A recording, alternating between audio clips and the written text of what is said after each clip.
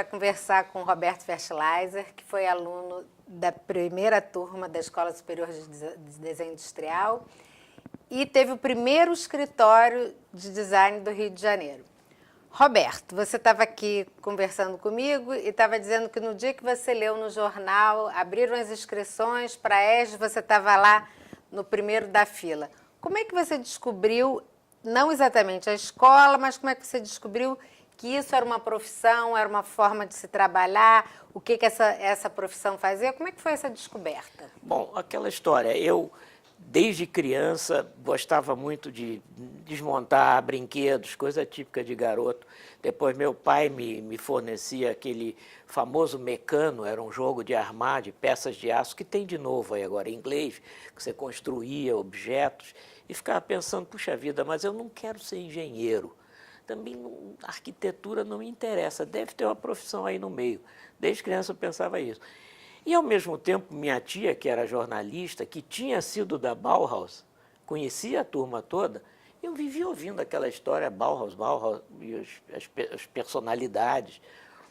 Aí, muito cedo na vida, eu associei, digo, design, desenho de produto e desenho industrial é isso aí. É a linha no meio entre engenharia mecânica, digamos, e arquitetura. E é isso que eu quero. E aí comecei a procurar. Mas era difícil, porque aqui no Brasil não tinha nada. Só tinha a escola de Ulm, na Alemanha, que você ficou cansada de ouvir e estudar lá na ESG. E aí, com 18 anos, como eu estava te falando, eu terminei o colégio, fui lá na embaixada alemã, ainda era embaixada, né? E disse, eu queria ir para Ulm, saber como é que se inscreve. Aí o alemão olhou para mim, rapaz, cresça e apareça. Lá é pós-graduado. Você não pode sair assim do colégio, você tem que fazer uma pós-graduação qualquer. Ou tem que fazer uma graduação qualquer. Eu saí dali e fui para a Escola de Belas Artes, e que foi bom, foi muito bom para mim. Foi uma experiência, foram 5 anos, eu fiz professorado de desenho, fiz gravura, fiz pintura, fiz um pouquinho de escultura, que para design é excelente, tem tudo a ver com a forma. E já naquela época, Léo e eu nos esbarrávamos, mas sem sabermos um do outro. E aí, quando eu estava no 5º ano de Belas Artes, eu já tinha me formado mesmo, professorado de desenho, e estava fazendo as outras especialidades, eu fiz vestibular, tentei vestibular para arquitetura, que ainda é na Praia Vermelha, e entrei. Aí, quando entrei, foi bom também, porque eu fiz uns 2 anos, que fui aluno do Carlos Cronauer, do Ubibava. O Ubibava era uma figura genial. E o Carlos Cronauer tinha uma aula espetacular. Ele punha sempre um aluno posando, e você, com pincel e aquarela, você tinha que, em 2 minutos, só com pinceladas, dar a ideia daquela forma, daquele objeto, daquela coisa. Foi muito bom. Mas no 2º para o 3º ano, eu vi no jornal, Escola de Desenho Industrial, vai começar, não sei o quê. Aí eu fui doidinho lá, ainda estava em obras, mas eu fiquei acompanhando, esperando. Aí quando anunciaram o vestibular, eu estava rente feito pão quente lá. E quem eram os seus colegas? Você pode até falar os nomes, mas eu quero saber, assim, da onde que eles vinham também? Vinham das escolas de arquitetura? Exatamente, gente mais adulta. A minha turma era de mais velhos. Que, olha, eu entrei, eu acho que eu já tinha 25 anos. O Cláudio Secom, com quem eu ainda estou até hoje, que era arquiteto. A Marilena Marques, não, a Marilena Marques era novinha, mas tinha o Gomes. Ih, rapaz, agora a memória está ficando fraca. Mas tinham vários que eram arquitetos já e que sabiam e que queriam fazer design. Então, a nossa turma foi sui generis, que foi uma turma mais adulta. Mas foi muito bom, foi uma convivência. E lá que eu conheci Léo. Assim que eu entrei, a gente teve uma afinidade muito grande. Eu já conheci o pai do Léo, lá da Escola de Belas Artes, o velho Cavaleiro, que era uma figuraça, figuraça. O Visconde é do lado de mãe? Visconde lá de mãe. E aí a gente, logo no início, 2, 3 meses depois, a gente se associou com o Condé, não sei se você já ouviu falar nele, João Luiz Condé, Raul Vovô, que também infelizmente já morreu, Léo, eu, e uma quinta figura que não ficou muito tempo conosco. Montamos o escritório, vamos dizer, dentro da ESD. Então, todos os trabalhos a gente fazia juntos. E foi muito bom. E daí, já no segundo ano, Léo e eu começamos a fazer trabalhinhos que meu pai me arranjava de clientes e pessoas que queriam, mais de comunicação visual, evidentemente.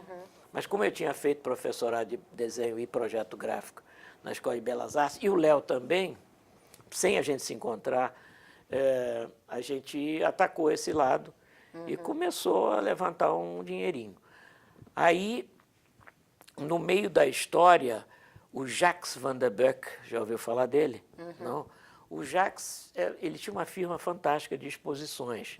Ele montava exposições no mundo todo. Ele que fundou o Museu do Pontal, que existe até hoje. O Jacques nos conheceu numa feira lá, porque a gente tinha uma sociedade male-male com um sujeito chamado Luiz Otávio Temudo, que foi dar aula de fotografia lá na escola, e um sujeito muito empreendedor, ele está por aí até hoje. E aí a gente deu a ideia até do nome para a firma dele, Foco de Fotografia Comercial. E o Temudo pegou alguns estandes e Léo e eu fomos fazer os estandes, eu me lembro até um estande, primeira feira de informática no Hotel Glória. E lá o Jacques nos viu e viu o nosso trabalho e perguntou se a gente não queria trabalhar com ele. Aí a gente foi trabalhar lá na São João Batista, no escritório do Jacques, e o Jacques tinha não só o ateliê dele, como a oficina, como ele sempre chamava os paraíbas dele. O Jacques era uma figuraça, ele pegava todos os trabalhadores dele lá no interior do Nordeste. E eles, às vezes, vinham, ficavam num canto, assim, só futucando o chão, olhando os outros. Aí o Jacques dizia para mim, deixa que ele está maturando. Agora, eram funcionários espetaculares. E ele ensinou, todos eles hoje em dia, tem um que tem uma firma de exposições até hoje, aprenderam com ele, todos eles. E o Jacques era tão maluco e é tão fissurado em xadrez que a primeira coisa que ele ensinava para eles era xadrez, para eles jogarem xadrez com ele. Mas, enfim, o Jacques foi uma escola fantástica, porque você já deve ter feito isso também, quando você monta uma exposição, é um pega para capar. Tem prazo, no final tem um roubando o funcionário do outro, e o Jacques era um cara genial, um arquiteto, e tinha uns improvisos e a utilização da madeira. Isso, para mim e para o Léo, foi mandatório. Aí, lá por umas 4 ou 5 anos depois, é que Léo e eu resolvemos fundar a Verschleiser Visconti. Que foi em que ano? 68? Agora, sei lá. É isso que eu achei na internet, mas eu queria... 68, acho que foi... pode ter sido, 68 para 69. Isso mesmo, que em 70 já eu estava casando, e aí a gente já estava em Santa Teresa, é isso mesmo, por aí. Depois eu te dou as datas precisas, que eu estou ficando velho e gaga. Mas foi mais ou menos por aí. Aí a gente foi para Santa Teresa e lá a gente começou a Verschleiser Visconti. E como eu estava te falando antes, por incrível que pareça, durante essa nossa trajetória, o maior cliente nosso foi o governo.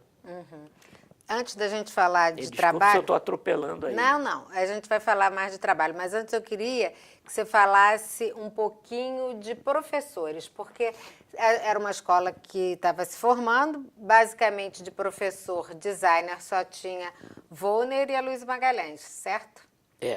Os outros professores não eram... Bergmiller foi improvisado. O Bergmiller já estava na fundação já também, né? Da Regia estava. Mas Bergmiller veio de Ulm. Veio de Ulm, mas ele já estava no Brasil, radicado em São Paulo, quando a Regia começou. Tá. Como é que eram esses professores? O que eles entendiam dessa profissão? E o Bergmiller... Os não designers, o que eles entendiam? Bergmiller é um deles. Eu devo a ele, ele me fez tremer na base, quase desmaiar ali, mas depois eu entendi que ele era um tremendo gozador. Ele era aquele alemão sisudo, sério. Aí, durante a prova de vestibular, nós todos desenhando e lá e tal, aí ele veio, encostou em mim e disse assim, me diga, você é alemão? Eu disse, sou. Filho de alemães? Sou. Veremos. Pô, pergunta se eu continuo a prova. Né? E aí foi também engraçado. Passei dessa fase, veio a entrevista, nunca vou esquecer, que nessa época tinha entrevista. O que eu acho que devia ter continuado, só que pela lei da universidade era proibido, porque diziam que era arbitrário, porque a entrevista filtrava realmente as pessoas interessadas e interessantes para o desenho industrial. Me lembro, eu sentei na sala lá, que até hoje é a sala da diretoria, estava Renina Katz, Maurício Roberto, que era o diretor, Flávio de Aquino, Berg Miller e Orlando Souza Costa, que depois foi para Brasília, como professores. E eu sentadinho aqui no sofá, aí o Berg Miller começou a me mostrar trabalhos, assim, o que você acha disso? O que você acha disso? Eu disse, isso aqui eu gosto. Por que você gosta? Bem seco. Aí eu disse, essa aqui, por exemplo, é interessante. Isso assim, esta não é um pouco coisa de fiado, não? Aí o Maurício Roberto explodiu com aquele jeito dele de falar que com a língua presa, ô Berg, não sacaneia o garoto, deixa o garoto em paz e tal. Aí o Berg Miller riu. Resultado, no final do primeiro ano, veio o Berg Miller me convidar para ser estagiário dele. Eu não acreditei, né? Olha só. Não sei, estou atropelando. Não, fica à vontade, é porque a gente fez uma paradinha aqui. Você quer escolher a música a sua música Não, ou você prefere dizer tudo no final? Depois eles editam. Pode ser. Não, desse primeiro bloco? Aí eu não sei, porque quando você falou, eu me lembrei desse filme, que é um dos meus filmes prediletos. Vocês não viram, vocês não eram nem nascidos. Esses homens magníficos e suas máquinas voadoras. É espetacular. E a música, tema do filme, eu tenho a gravação, se vocês precisarem, original, é espetacular. Porque fala, no início do século passado, houve um concurso internacional de aviões. Vocês podem imaginar. Aí tinha aviões de todo jeito. Inclusive, tinha o avião do alemão, como tipicamente alemão, para sair do hangar, tocava uma corneta, os alemães levavam o avião e o próprio piloto vivia o tempo todo tocando banda, né? Alemão adora uma banda. O francês era um sacana, tinha um aviãozinho igual do Santos Dumont. E aí essa volta ao mundo com esses aviões é de morrer de rir, morrer de rir. É com Red Skelton e vai, filme antigo realmente. E a música, tema, é muito bacana.